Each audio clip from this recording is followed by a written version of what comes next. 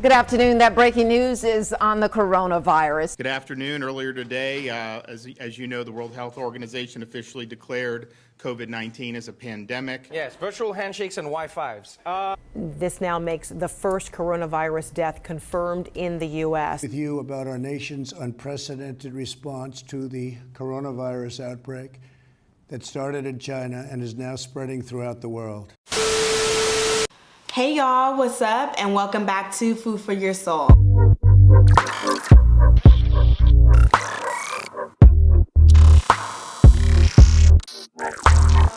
Today, as you can see in the title below, we're gonna talk about coronavirus. Obviously, this is a virus that's of concern for everyone in the entire world just because of how much it has spread and grown every single day. So it can be a little bit scary for some people, and this is just because we don't know what the future impact that it can have on us as a society. We don't know what's gonna happen. And I just wanna do my part in sharing with you all what the coronavirus actually is, debunking some false information that's been spread amongst the media, also going into how it's transmitted, some symptoms you can expect, how you can protect yourself as an individual, as well as going into some of the future predictions that experts have made on what this virus can have on us as a society. So without further ado, sit back, relax, and enjoy.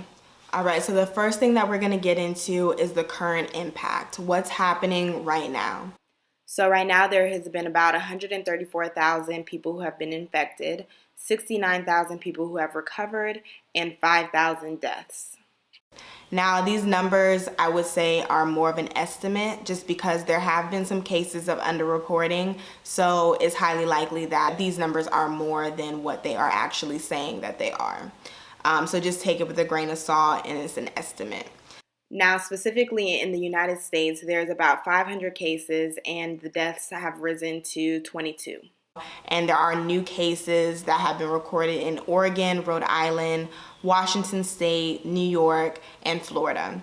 So I also want to note that this is the current impact as of this is the day that I'm reporting. And like I said before, this virus has been spreading and growing every day. So these numbers may be different by the time that it's posted. So just forewarning, and I apologize if these numbers are a little bit off.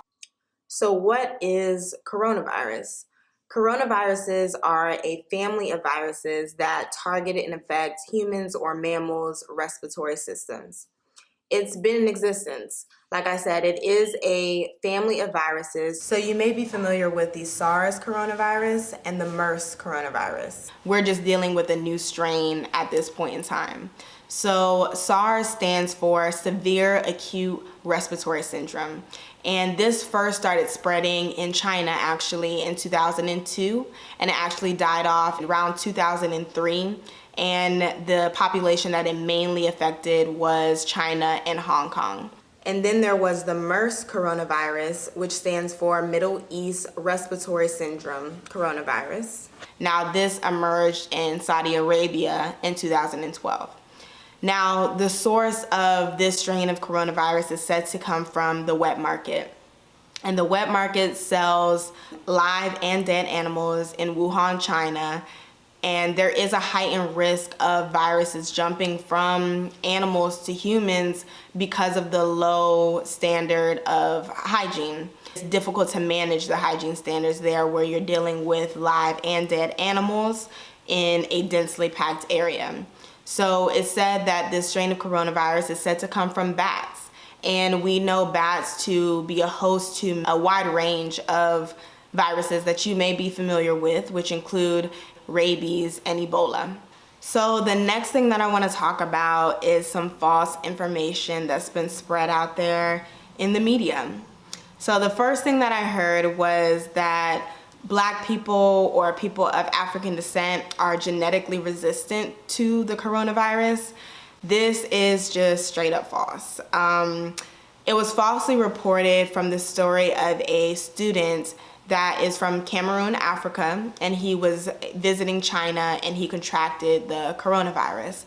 And he recovered from this virus due to a genetic composition in his blood that is said to only come from people of African descent. So first things first, this student was 21 years old, and we've noticed, or researchers and doctors have noticed, that those who are younger and healthier without underlying health conditions have been able to actually recover from the virus. So it's not necessarily because of the melanin of his skin and or the genetic composition in his blood that comes from Africa is the reason why he was able to recover from the virus, but more so because of the strength of his immune system to be able to recover from the virus. The CDC says that anybody who comes in contact with the disease is at risk for contracting the coronavirus. And there just hasn't been enough testing either that you can make that blanket statement and conclusion to say that people of African descent are genetically resistant to the disease. Anybody is at risk if you are in contact with them.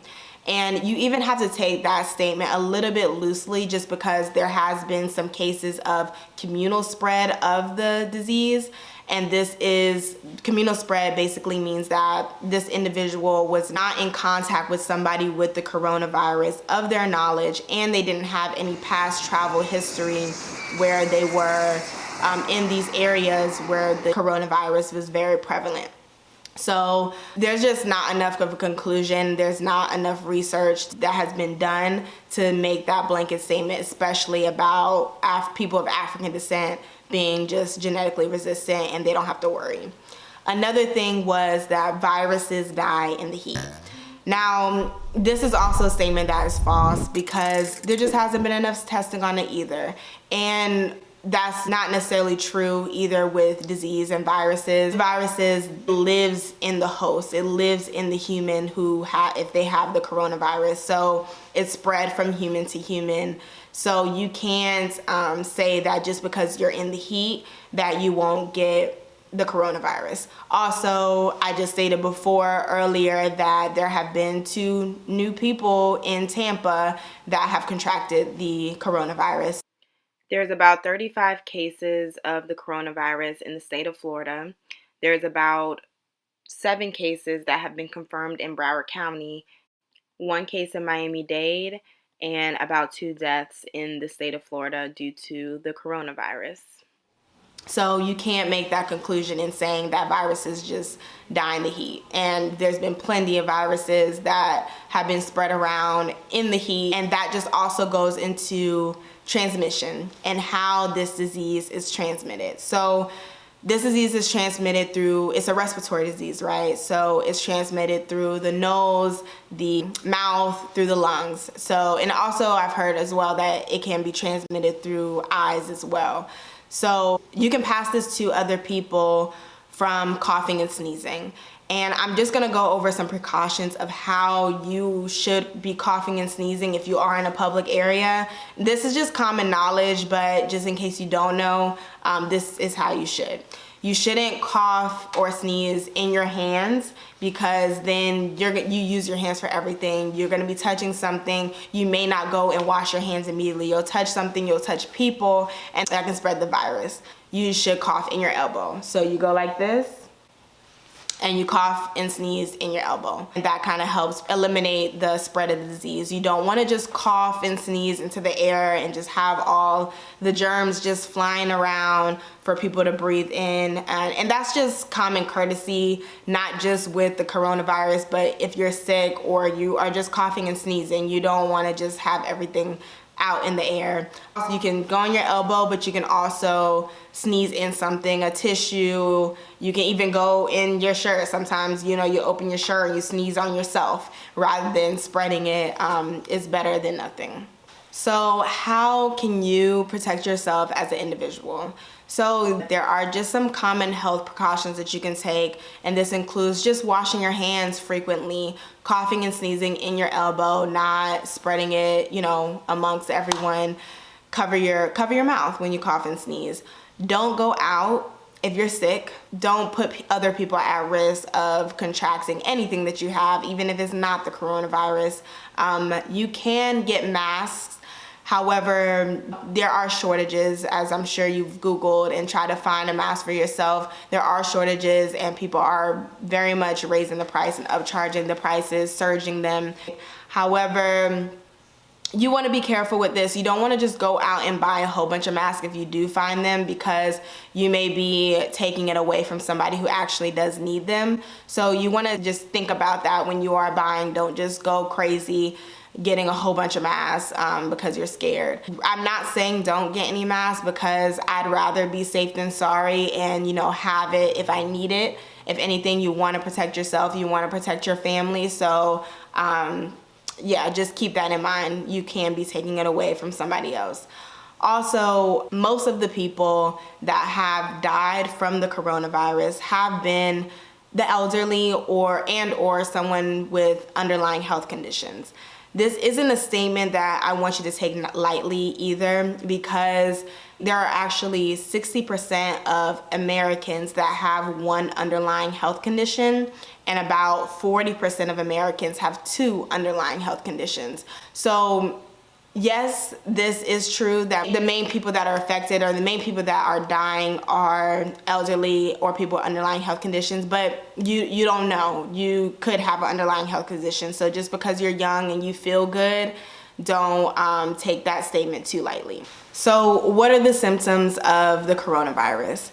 Now, it is a respiratory disease, so some of the symptoms that you can expect are fever, dry cough, shortness of breath, tiredness, and just a general feeling of being unwell. It also can be asymptomatic. There has been cases of people who didn't meet the criteria for what they said that the symptoms for the coronavirus was, and they didn't get tested. But they did have the coronavirus when they eventually did get tested. So those are the common symptoms of the disease or of the virus, but it can be asymptomatic. So just be careful out there and protect yourself.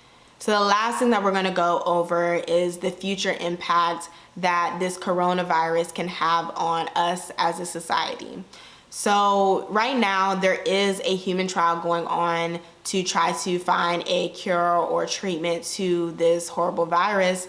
However, you shouldn't expect a vaccine available for the coronavirus until about 12 to 15 months.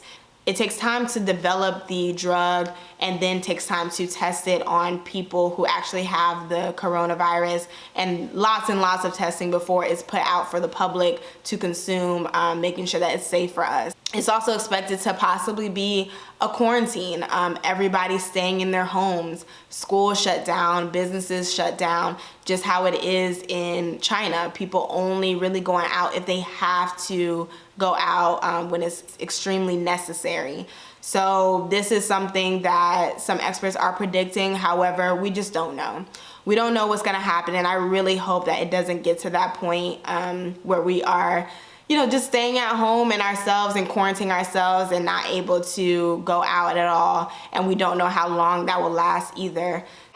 So in conclusion, I just want to say to take care of yourself and your family, definitely, but also think about the others around you. Be cautious of your actions, making sure you wash your hands frequently, cough and sneeze into your elbow, take those precautions, don't spread more germs than needed. So that's all I'm gonna leave y'all with. I thank you so much for watching. I hope you all enjoyed, and please leave any questions or comments down below. I'll be happy to answer, and y'all be safe out there. Bye.